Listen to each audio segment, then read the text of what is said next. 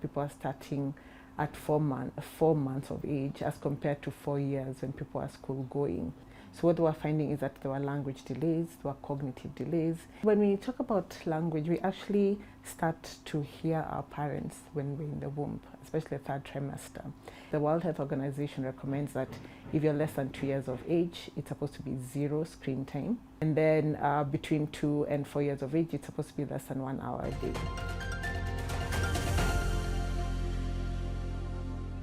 My name is Dr. Susan Wamithi. I'm a developmental pediatrician and I'm based at the Aga Khan University Hospital. And I'm also an assistant professor because I also work for the Aga Khan Medical College. And so as a developmental pediatrician, it means that I see children who have developmental delays or who have special needs. Examples are like autism, cerebral palsy, language delays, Down syndrome. And so my work is about optimizing a child's function so they can be able to be integrated within society, community, school, within the families. And so that's what I do for a living. Okay. Nice. And today we are just having that conversation about how all is changing. And it's something that has crept into our homes. It's everywhere in our homes, whether you're going to a restaurant, whether you're going to a friend's home, and that's screens. They're everywhere. It's where we get our information. It's where we get our information. It's where we get our everything. So, from your experience, what is the situation in terms of good and bad when it comes to screens? So the advantages, whenever we talk about screens and media, it's, as you've correctly said, that the world has changed and we're using it not only even at work for adults, but for young children, even in their classrooms. Now you're finding that a lot of assignments are put on Google Classroom, and technology has come to make world easier. However, on the other side of things is the aspects of where you have too much screen time for a developing brain, and it's just about, for parents and caregivers, learning the balance between the number of hours, the type of media exposure, and the quality of the media that the child is watching, and that are age appropriate. And so it's necessary, but we have to balance the excess exposure and its effects on our developing brain and the outcome of that developing brain. What are those significant differences you've seen in kids in the years past and kids now when the internet has actually kind of penetrated our homes and everywhere? Is there a difference in how in their cognitive development, emotional development, language development? Okay. So I've been a pediatrician for 11 years. However, I've been a developmental pediatrician for 5 years now. And so one of the things that we are monitoring is that, think about our homes. We have more screens at home, whether it's the phone that you're using or whether it's a computer, the iPads, depending, of course, on what the parents are giving the children. And so what, and these are recommendations from the World Health Organization, is that with increased screen use, we are finding that there are some negative effects, especially depending on the age you're exposing that child to the screen. And so you'll find that there are some myths where people are like, oh, if my child is exposed as early as possible, it will help with their communication, it will help with their academics and things like that. So you'll find that as time has passed, that people are starting at 4 months of age as compared to 4 years when people are school going. And so the negative things that have come with that early exposure is that it actually gets in the way of a child's interaction with a parent, because we're very busy. And so if you have two working parents, you come home, and if you're in a home where you're the one who's doing the cooking, the things that you do in the evenings, you find it's easier for a parent to just hand over a screen just so they can get work done. And so we want parents to learn that it's not just for that ease of helping me, get this evening, over and done with, but to actually educate parents about what age are we exposing. So the World Health Organization recommends that if you're less than 2 years of age, it's supposed to be 0 screen time. So not just 2 minutes, 5 minutes, it's 0 screen time. And of course, screens are phones, tablets, computers, TVs. And then between 2 and 4 years of age, it's supposed to be less than 1 hour a day. So you find that parents are now grappling with like, okay, I don't know what to do with my child. And so ours is just to teach parents about how to play and communicate the way you did when you were a child before the screens came to get in the way of these interactions that our brain that's developing requires. Many people are asking, what happens if I have a kid who's 2 months old, 1 month old, maybe even 6 months old, and they're not watching the TV. I'm breastfeeding. I'm watching my favorite Netflix show. Does that also count when it comes to the effects that screens have on kids? So it's not so much about the screen effects, but the quality of time that you're not spending with your child. So you're calling it background TV, but truly it's you not spending time with your child. So if you're sitting there with your child on your lap or on the couch and you're the one who's focused on the screen, then it means that you're missing on those opportunities. We call them opportunities for early learning. So the thing about language development, for example, is that it's experience dependent. So it's a quality of how you're interacting with your child and speaking with them, and the quantity. So if you're talking about quality and quantity and you're watching your Netflix show for 2 hours with your child next to you, so that's a missed opportunity to talk with your child, play with your child. And so because the brain is there waiting for this input, you're denying the child that opportunity. So that's why for me, we just don't call it like background TV or background screen time. It's that opportunity of you playing with your child, looking to your child's eyes, saying something to them, because the brain is just waiting to learn something. So the more you talk to your child, the more it's directed. Like now we call it, it's reciprocal or contingent responses. So if you look at your child and your child is looking back at you, the child coos and makes a funny noise, you find yourself as an adult cooing back and engaging. And so the child is watching your face, watching your lips, because you're putting your child here in front of you. And so that, because whenever we're talking to someone, we are looking at their nonverbal communication. Like now, if you're nodding your head, cha-cha. So it's not just speech. It is not just speech, it's your nonverbal. Your eye contact, your smiling, your face, that your child is learning the social bits of things, and then your social communication. So there's that nonverbal cues that you're teaching your child, and you responding back and building on your child's noises and sounds that they're making that helps language to develop.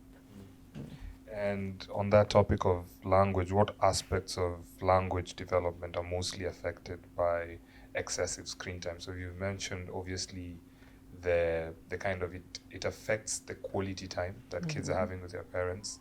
What about that kid who's now put in front of the TV and they're spending 4, 5, maybe even 6 hours a day, and that's an infant or a toddler? How does that affect? So when we talk about language, we actually start to hear our parents when we're in the womb, especially the third trimester. And so when a newborn is born, they can hear, they can see their parents' faces.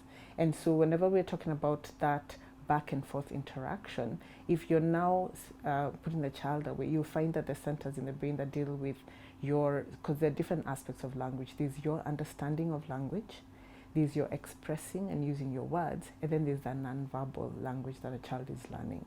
And so in the first few years before you say something, you're listening and learning. And so if that input of the words are not there that you're supposed to be listening to learn your language, then you can see how detrimental it is in your understanding of what the words are. And then you now practicing and imitating what you're hearing your parents saying.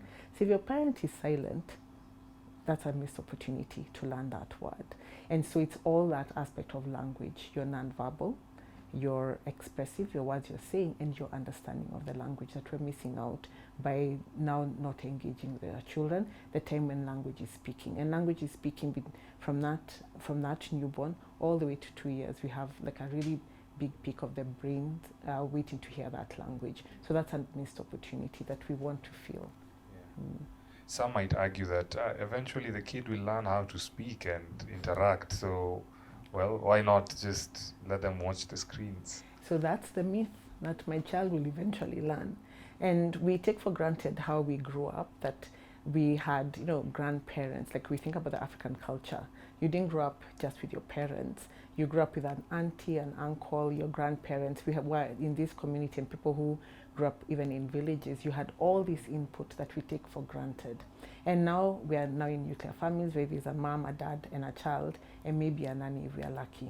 And so you see that all that input that we don't now have, based on the changes in society and how things are structured, is that we are missing those opportunities to learn. So for me, I always say we don't want to look back and regret the actions that we did, because it's really, when we talk about like the way the brain works and neuroplasticity, is that there are times when a child, it's faster to learn language when you're young. You've had, or if you want to teach a child Japanese today, it's better to do it as a younger person than when you're an adult. You can learn it, but it takes more effort. So why would we deny and something that's coming easily for a child when they're young to make more effort and now start getting professionals like speech therapists to help your child? So for us, we want a child to maximize their developmental potential by taking advantage of what's happening in the brain in the early years, so that it's easier for them to learn language at the optimum time when the brain is expecting it, so to speak. We are social animals, and screens have something to do with affecting our social emotional development as well. So what does it really do? Are there specific social emotional milestones that are delayed? So I've kind of alluded to some of them, because whenever we talk about us being social beings, it's us being aware of what you're, if you're smiling at me, I understand what that means. If you're frowning at me, I understand those nonverbal cues. And one of the things about conversations and you interacting with your child is that it helps with regards to, children kind of mirror what they are seeing in front of them. And the social emotional development is really dependent on you being able to calm your child. And when they have a temper tantrum, you're like, calm down. You're using your body language. You're helping your child regulate their emotions, which is part of like the social emotional development. And so if you're busy on the screen and your child has a tantrum and you're like, oh, it'll wane over, you've missed that opportunity to teach that child to regulate their emotions, which if you're in a place where you're throwing yourself around and you're exhibiting certain externalizing behaviors, it will get in your way with you socializing with other children.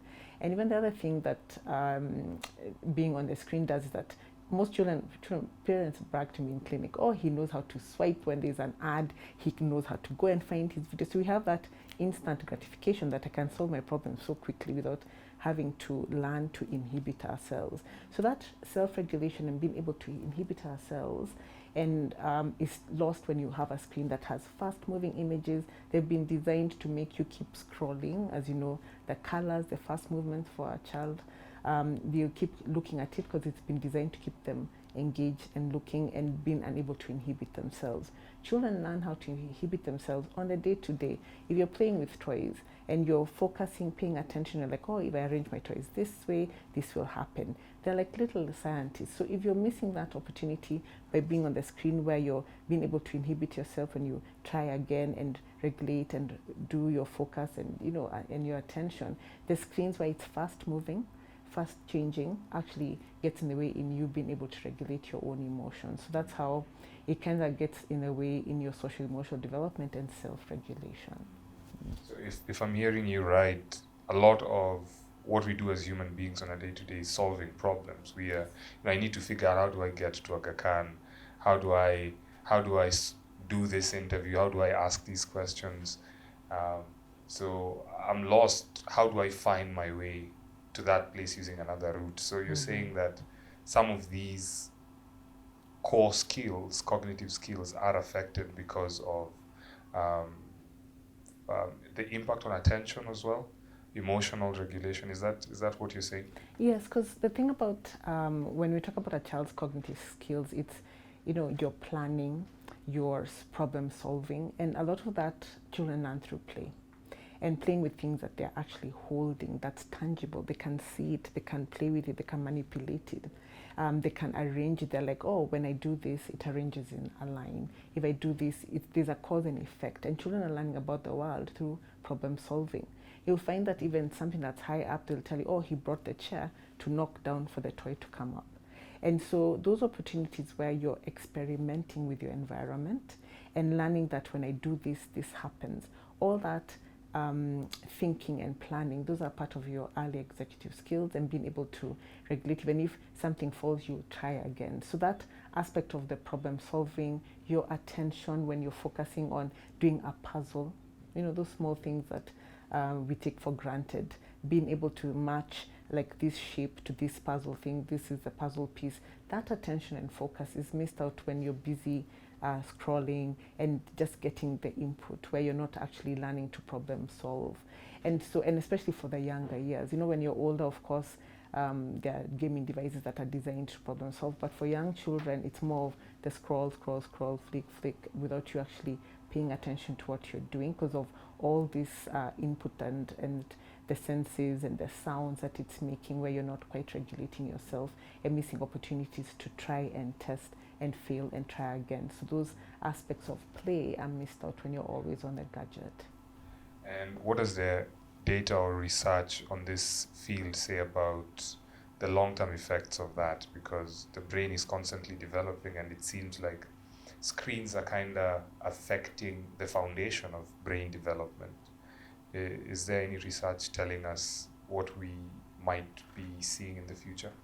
So that's always a harder question, because whenever we're talking about longitudinal studies, you have to start somewhere. And a lot of studies are started during the pandemic, when people are forced to stay indoors, and now we have this exposure because you didn't know what else to do with your child because you couldn't go outside.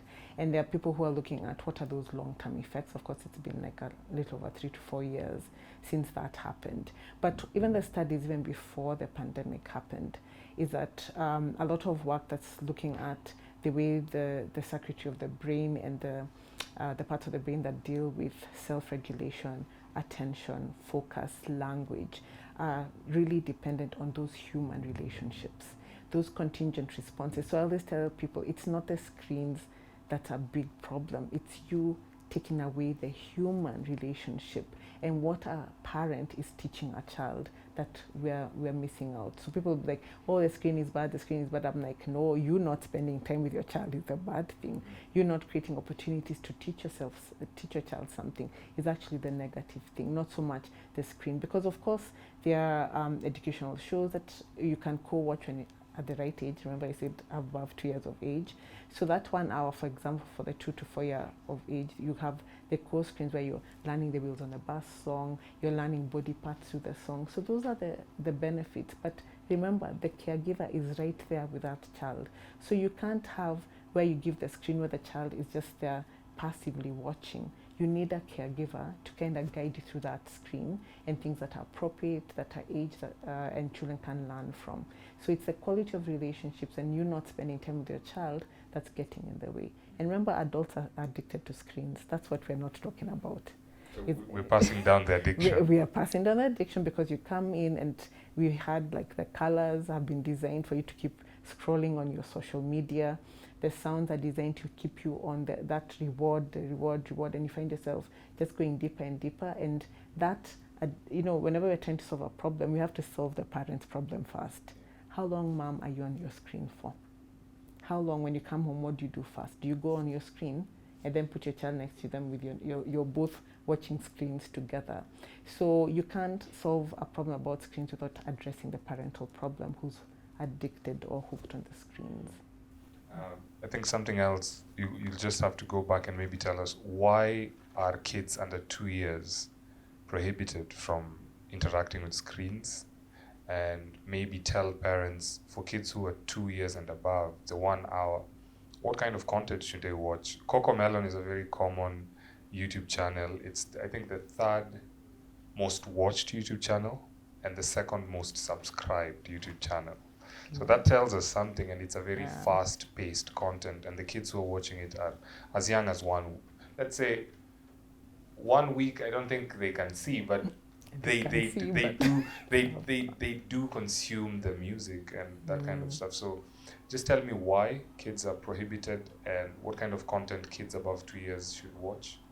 So the World Health Organization shared those guidelines. It's almost even before the pandemic. I think it was in 2019 when they shared those guidelines. And this was just from what they're, as society is changing, they started noticing that there are children who, because of the early exposure and because of the prolonged exposure, that they were having language delays. So what they were finding is that there were language delays, there were cognitive delays. And so when they looked back, with the studies from, of course, it's different parts of the world because you can't just use one study, is that it was still the same feature, that we are actually not creating opportunities for that nurturing care, that back and forth contingent responses, because we've replaced human relationships with this screen. And so because of the natural progression of the brain in terms of language progressing, language development is peaking at the, from the, like I said, from the very beginning, they can hear and learn language. And so when they follow these children up, they're like, oh, there is actually language delays that are associated with prolonged screen time, because we're denying that quality relationship where children are expected to hear language and the quality of the back and forth contingent responses.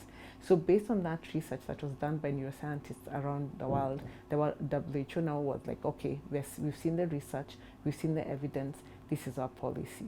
Before the age of 2 years, the recommendations is 0 screen time, because that's when language is speaking, cognitive development is speaking, social emotional development is speaking, and these are being interfered with by this time that's not being spent.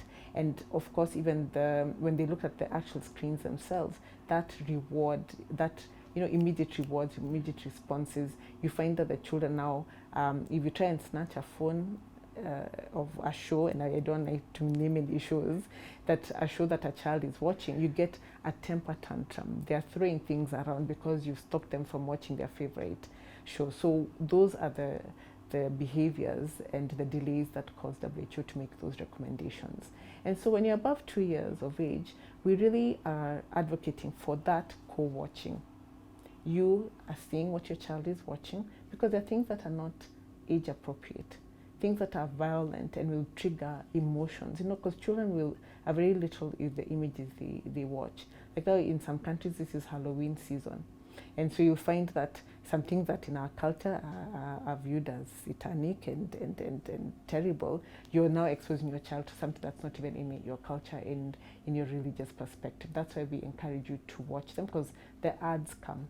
And I don't even know the algorithm behind the ad. So you're able to see and filter what your child is watching and the parental controls. So 1 hour a day for that. And then now to encourage parents, remember your childhood. You're outside. Whether it rained or shined, you're outside. What are those activities? And there are a lot of household items that can become toys. You don't have to buy expensive stuff. People used to make their own balls when they were kids. You just get all those papers together and make a little ball. Teaching your child, even when you're playing, you're learning give and take. My turn, your turn. All these skills that a child is learning, they learn through play. And coming up with, some parents, I tell them, bring a jar that has different play activities that you can do. You like hide and seek, tick, tag, tick. Going outside to pick up stones, leaves, bring them back into the house, color them. You have to think about activities that your child is doing with their hands to keep them occupied. For most parents, I'm seeing this a lot. A kid is crying for whatever reason, give them the phone or put on the screen just to kind of calm them down. And I'm looking at the impact of screens. We now know, research has shown us that things like Instagram, TikTok have an effect on mental health and addiction as well. People spend hours from 9 p.m. You start like scrolling through TikTok and you're there till 3 in the morning. So that's basically those pathways that facilitate addiction. I wonder what that has on kids. What effects does that have on kids? So there are those, like I said, the neuroscientists were looking at the habit forming and the reward systems in the brain, and there are things called neurotransmitters that are being rewarded each time you're looking at that screen. And I always say the psychology behind the person who's designing the animation, we have to give it to them because it's fast moving. It has colors that makes you want to keep scrolling. There's someone who's studied human behavior and created these things to keep us looking at that. And so the habit forming behaviors and the rewarding that comes, that when I do this, I get my favorite song immediately, is that you'll keep going back.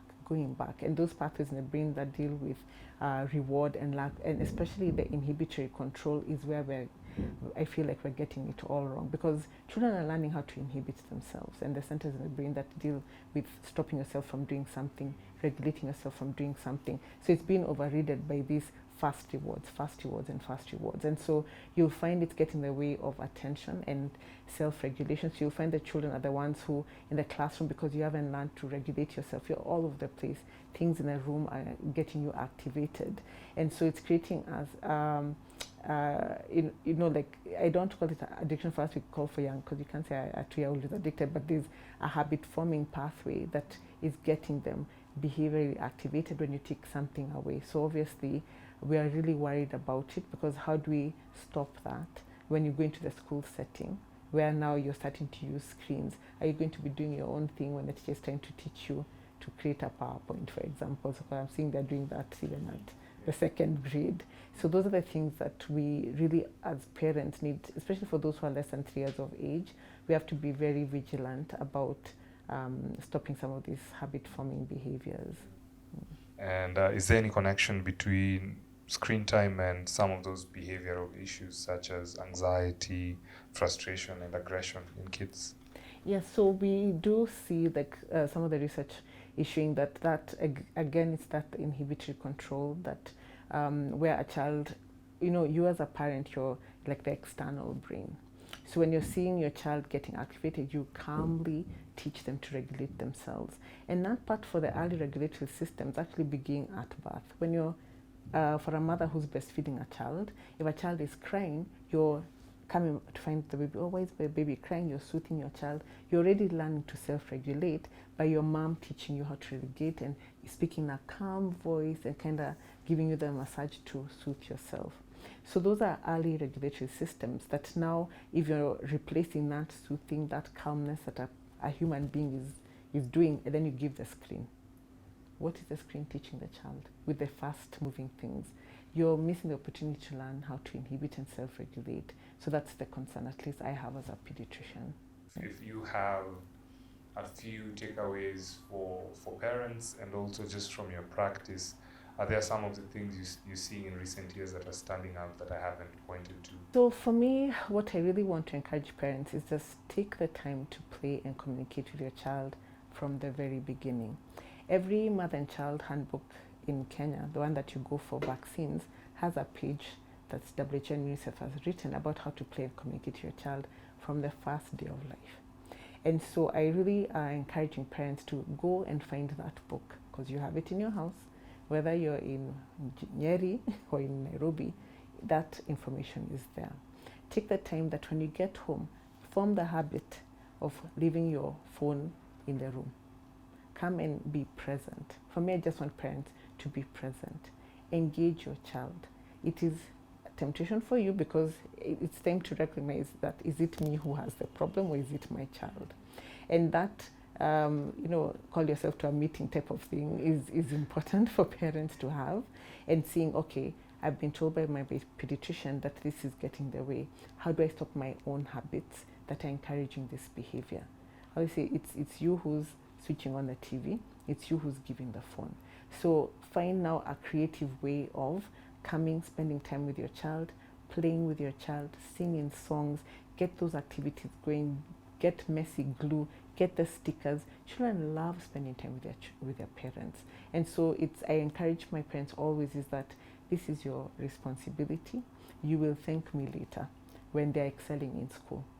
That quality relationship goes into effect of your academic success, your cognitive development, your social emotional development, how you make friends, how you regulate yourself in a team. All those play back and forth activities, I always say, you will thank me later. Put in the work now, put the phone away, and spend time with your child. Thank you so much, Doc. Yeah, well said. Right. I think for those who listen to this, they definitely need to put your words to action. Okay. Yeah. Thank you.